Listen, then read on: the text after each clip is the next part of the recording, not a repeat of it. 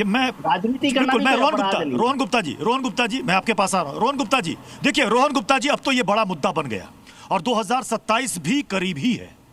क्या आपको लगता है कि इससे बीजेपी को डेंट लग सकता है इस मुद्दे से? क्योंकि सभी राजनीतिक पार्टियां, विपक्ष इस पूरे मुद्दे को लेकर लामबंद है और सीधा प्रहार बीजेपी पर हो रहा है।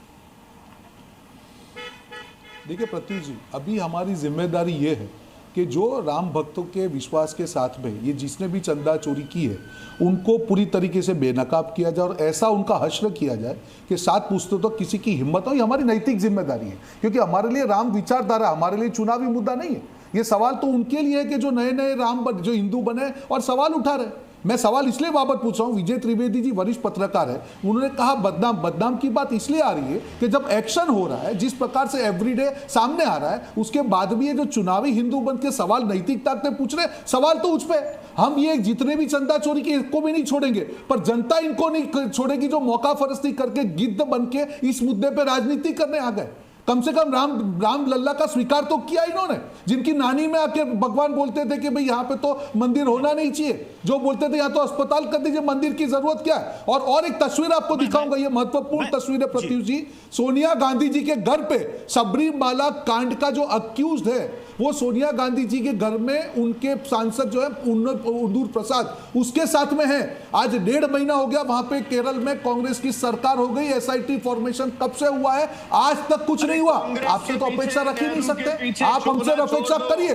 और आपको शर्म आनी चाहिए कि 2 साल से आपके बड़े नेता, अरे आप जाओ ना चंदा चोरी का माफी मांगिए, आप जाके राम लल्ला की माफी मांगिए, दोनों आपका बिछड़ा हुआ बेटा अरविंद केजरीवाल और दोनों जाइए और माफी मांगिए। वहां पे केजरीवाल जाइए, अखिलेश को लेके जाइए, राहुल गांधी माफी मांगिए पहले।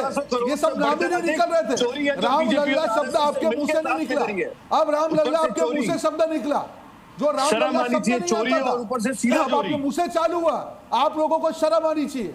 जो राम मंदिर को 24 शर्म तो तुम्हें आनी चाहिए। चोरी करने के बाद राजनीति के चलते आप लोग 2 साल पहले प्रॉपर्टी का सामने आया, 6 महीने पहले प्रसाद स्कैम सामने आया, मार्च में एसबीआई बैंक ने बताया कि चोरी हो रही है। भगवान शर्म आनी चाहिए, जिसके नाम पे वोट लिए उसके नाम पे नोट लिए, लाठी बांधी, आज तक मंदिर नहीं गए और यहाँ पे आके राजनीति कर रहे हो आप लोग। शर्म नहीं आती आपको राम लल्ला का नाम लेते हुए?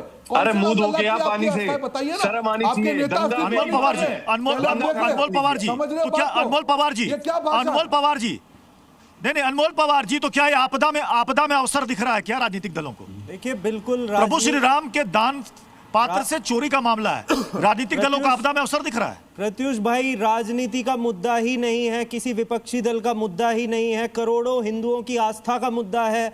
सवाल सबसे बड़ा यह है कि जब 40 दिन में 70 बार सीसीटीवी कैमरे में चोरी पकड़ी गई, 8 महीने का सीसीटीवी गायब हो गया, 18 दिन बाद एफआईआर की गई, मुख्य आरोपी जो है वो अभी भी बने हुए हैं मंदिर में, कल एक स्टिंग ऑपरेशन में पाया गया किस तरह से चंपत राय जो है अभी भी बने हुए हैं अपने पद पे, उन्हें अभी भी नहीं हटाया गया।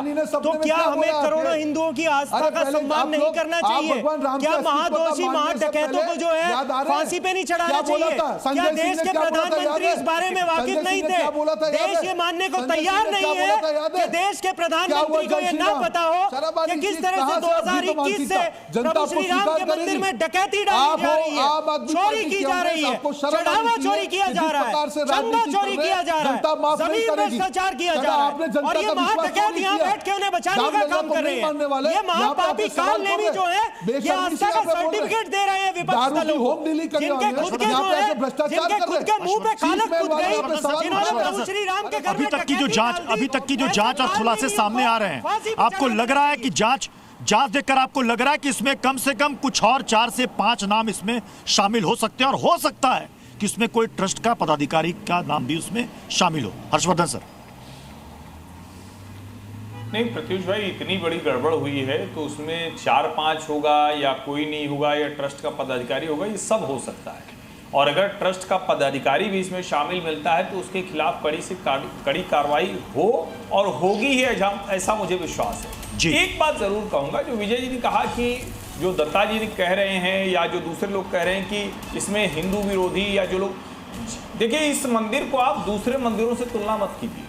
सबरीमला पर नहीं चिल्लाएगा कोई क्योंकि वहां भाजपा की सरकार नहीं है, ये राम मंदिर का मूवमेंट इस देश में हिंदू चेतना का मूवमेंट है। इसको आप यूं समझिए तब समझ में आएगा। जो अपराध हुआ है उसकी सजा निश्चित तौर पर मिलनी चाहिए और मिलेगी, लेकिन इसके जरिए उस हिंदू यूनिटी, हिंदू चेतना को तोड़ने की कोशिश है। इस देश का एक फ्रॉड सेकुलर नैरेटिव है, जिनको बरसों बरस वो मजाक करते थे कि राम मंदिर वहीं बनाएंगे, तारीख नहीं बताएंगे।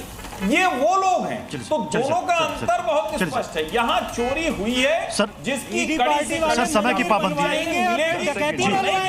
बिल्कुल बिल्कुल सर समय की पाबंदी है, इसलिए इस बहस को यहीं पर समाप्त करना पड़ेगा। सबसे बड़ी बात की प्रभु श्री राम सब देख रहे हैं और पाप पुण्य का हिसाब यही होगा।